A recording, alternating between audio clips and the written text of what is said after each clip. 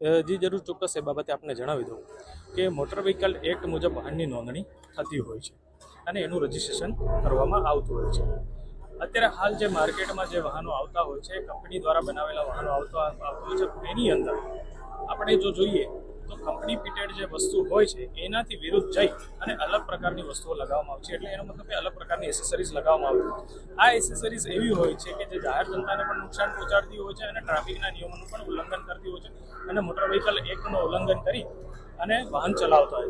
हमने traffic branch ने last 10 दिन से मॉडिफाइड साइलेंसर के विरुद्ध ड्राइव जो है वो चालू की थी. उसमें मॉडिफाइड साइलेंसर को रिमूव किया गया है और उनको आज डिस्ट्रक्शन करने की कार्रवाई जो है वो की गई है. इसमें आरटीओ से अभिप्राय लिया गया है, कंपनी के जो मैनेजर्स हैं उनका अभिप्राय लिया गया है. कोर्ट का प्रॉपर ऑर्डर लेके आज उसका निकाल किया जा रहा है. 350 व्हीकल्स का जो साइलेंसर है वो रिमूव किया गया है और 350 साइलेंसर्स का आज हम डिस्ट्रक्शन करते हैं.